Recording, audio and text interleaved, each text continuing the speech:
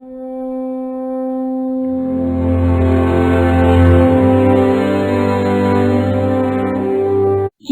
تبدیلی۔ لکڑی اگر جلائی جائے تو کیا ہوتا ہے؟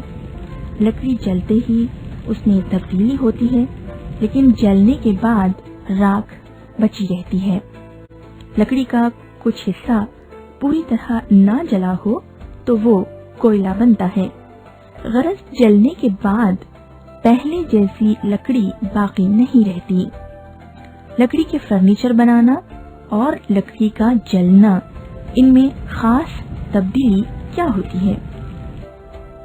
فرنیچر بناتے وقت لکڑی کاٹنے اور پالش کرنے سے اس میں تبدیلی ہوتی ہے، لیکن لکڑی لکڑی ہی رہتی ہے۔ لکڑی کے جلنے سے پہلے کی لکڑی باقی نہیں رہتی، اس سے راکھ اور کوئلہ جیسی مختلف اشیاء تیار ہوتی ہیں۔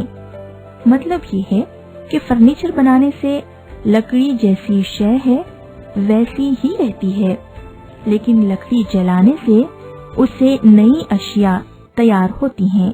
سرگرمی: ایک کٹوری میں چمچہ بھر شکر لیجیے۔ کٹوری کو ہلکی آنچ میں گرم کیجیے۔ شکر میں آہستہ آہستہ ہونے والی تبدیلی کو غور سے دیکھیے۔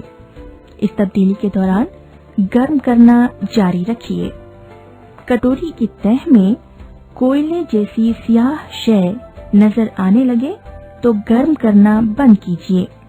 کٹوری اور اس کی تہہ کی شے ٹھنڈی ہو جائے تو تہہ کی کالی شے کو چکھ کر تھوڑا سا پانی ڈالیے۔ شکر کی طرح کیا یہ شے بھی پانی میں حل ہوتی ہے؟ یہ طے کیجیے کہ یہ شے سیاہ ہو جانے والی شکر ہے یا شکر کی بجائے کوئی اور شے ہے۔ پہلے کی شے سے جب کوئی دوسری شے بنتی ہے تو اس تبدیلی کو کیمیائی تبدیلی کہتے ہیں۔ شکر کو خوب گرم کرنے پر اس سے کوئلہ بن جاتا ہے۔ یہ کیمیائی تبدیلی ہے۔